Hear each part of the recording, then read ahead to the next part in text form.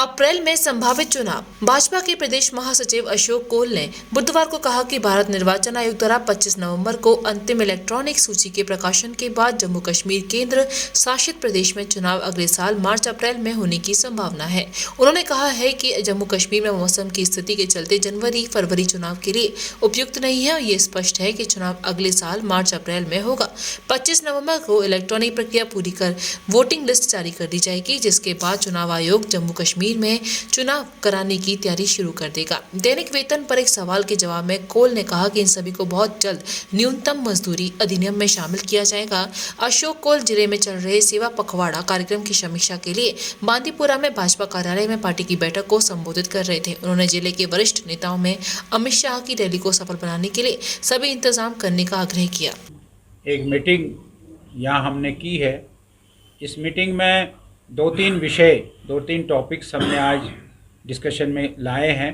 पहला टॉपिक हमारा था कि ये जो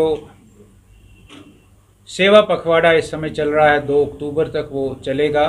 17 सितंबर प्रधानमंत्री नरेंद्र मोदी जी के जन्मदिन से लेकर और 2 अक्टूबर तक ये फोर्टनाइट सेवा का ये चलेगा। इसके बारे में पिछले दिनों हमने क्या क्या काम किए हैं और आगे जो दिन बचे हैं उनमें हमको क्या क्या काम करने हैं, इस पर हमने यहाँ चर्चा की। मैं आपको ये बताकर बड़ा हर्ष मुझे हो रहा है कि बांदीपुरा ने जितने भी कार्यक्रम थे, वो चाहे रक्तदान था, ब्लड डोनेशन था, वो चाहे फ़ोटो एग्जिबिशन था, वो चाहे फ्री मेडिकल कैंप्स लगाने थे, वो चाहे प्लांटेशन की ड्राइव थी, वो चाहे टीबी पेशेंट्स को अडॉप्ट करने की बात थी, इन सब कामों में बांदीपुरा ने बहुत अव्वल रहा है, बहुत आगे रहा है। ये सुनकर मुझे बड़ी प्रसन्नता हुई आज यहाँ अपने कार्यकर्ताओं के बीच में। जो इलेक्टोरल प्रोसेस शुरू हुई है, इलेक्शन कमीशन ऑफ इंडिया ने और यहाँ के इलेक्टोरल ऑफिसर ने जो इलेक्टोरल प्रोसेस शुरू की है, draft electoral rolls, draft voter list उन्हें दिए हैं। उन ड्राफ्ट वोटर लिस्टों पर BLO और हमारे कार्यकर्ता काम कर रहे हैं। हर पार्टी के BLA 2 होता है, BLA 1 होता है, वो काम कर रहे हैं। उसका भी हमने आज यहाँ जायज़ा लिया है और अपने कार्यकर्ताओं को ये कहा है कि 25 अक्टूबर तक इसका समय है। इस 25 अक्टूबर तक इसको बढ़ चढ़ कर करें और अधिक से अधिक नए वोटर, ये यहाँ जो वोटर हैं उनको बनाएं। इस प्रकार की बात हमने की। और हमारे गृह मंत्री अमित शाह जी का अब 5 तारीख को जो कार्यक्रम बारामूला में हो रहा है, हमने यहाँ बात की कि हमने नॉर्थ को चुना है इस बार कि नॉर्थ कश्मीर में हम ये रैली करेंगे अमित शाह जी की। और नॉर्थ कश्मीर के चुनने का एक ख़ास वजह है कि यहाँ हमारे कार्यकर्ता बहुत एक्टिव है, बहुत सक्रिय हैं और उनको अमित शाह जी जब आएंगे, उनकी बात सुनेंगे, उनका और जोश बढ़ेगा।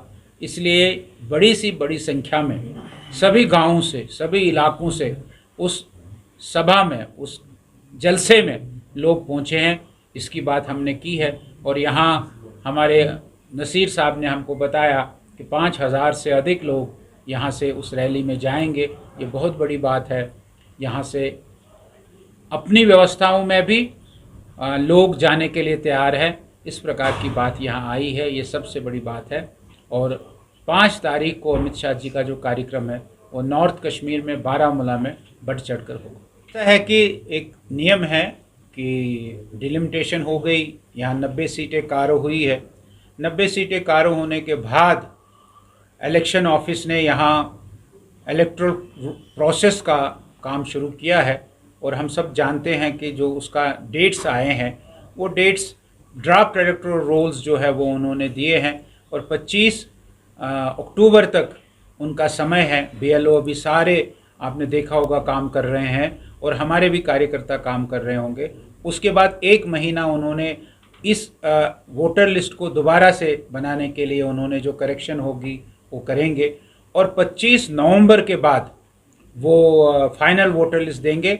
25 नवंबर के बाद जो फाइनल वोटर लिस्ट आएगा वो तकरीबन दिसंबर में आएगा। फिर हम सब जानते हैं कि दिसंबर और जनवरी फरवरी में यहाँ चुनाव नहीं होगा। हम आश्वस्त हैं कि मार्च अप्रैल में जम्मू कश्मीर में चुनाव होगा। अभी आपको 5 तारीख को सामने आएगा जब आप अमित शाह जी की रैली देखेंगे बारामूला में और वो पता लगेगा लोगों को कि भारतीय जनता पार्टी कितनी मजबूत है नॉर्थ कश्मीर में। हमारा कार्यकर्ता बहुत मेहनत कर रहा है और कार्यकर्ता गांव-गांव में जा रहा है, कार्यकर्ता हर कॉन्स्टिट्यूंसी में घूम रहा है, कार्यकर्ता हर पोलिंग बूथ पर घूमता है। ये सारी बातें जो है ये चुनाव के समय सामने आएंगी और आप देखेंगे जो हमारे स्टेट के प्रेसिडेंट रविंद्र रैना जी जो बात कह रहे हैं, पीछे भी यहाँ आए थे, आपसे भी उन्होंने बात की और उन्होंने घोषणा की कि इस बार 50 पार बीजेपी करेगी और बीजेपी का मुख्यमंत्री होगा। ये पूरी बिल्कुल मेहनत के साथ हमारे कार्यकर्ता, हमारे लोग कहते हैं, ऐसा मेरा मानना है। ऐसा है कि जब डेली वेजर्स का हमने 9,000 करवाया, 9,000 रुपया उनका हो गया और अभी आपने देखा होगा कि सरकार ने एक कमेटी बनाई है, उस कमेटी का रिपोर्ट भी आ गया है, मिनिमम वेजेस की बात आ गई है। उन मिनिमम वेजेस से आपने देखा होगा उसका जब आप अनुमान लगाएंगे तो अच्छी खासी रकम जो है एक डेली वेजर को मिलेगी।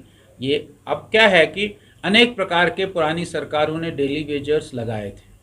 हमारी सरकार जो कोलिशन की सरकार है उस समय एक भी हमने डेली वेजर नहीं लगाया है, लेकिन पुरानी सरकारों ने इतनी बड़ी धांधलियां करके डेली वेजर्स लगाए थे और वो डेली वेजर पता नहीं लगता है। अस्पताल में है तो हॉस्पिटल डेवलपमेंट फंड HDF के डेली वेजर्स अब कितने हैं क्या है, लेकिन जो एक आंकड़ा सरकार के पास है जिनको 9,000 रुपये मिलते हैं, जिनको सरकार ने अभी 9,000 रुपये किए हैं, उनको सरकार मिनिमम वेजेस एक्ट में लाएगी और उसका ड्राफ्ट रिपोर्ट आया है। गवर्नर साहब अभी आएंगे, गवर्नर साहब उस रिपोर्ट को देखेंगे। हमारी एडमिनिस्ट्रेटिव कमेटी जम्मू कश्मीर की बैठकर डेली वेजर्स का जो मसला है वो बहुत जल्दी ही हल होने वाला। महंगी बिजली बिल की समस्या से छुटकारा पाइए, सोलर सिस्टम लगाइए। जी हां, आपके लिए बेहद आसान हुआ सोलर सिस्टम लगवाना। संपर्क करें Amity electronics corporation, Krishna Nagar, Mathura. जैसा कि मैंने आपको बताया कि भाई इसका ROI 25% है, यानी 25% का रिटर्न है। इसके हिसाब से देखा जाए तो जो लागत आप लगा रहे हैं वो लागत आपकी 4 साल में निकल आएगी।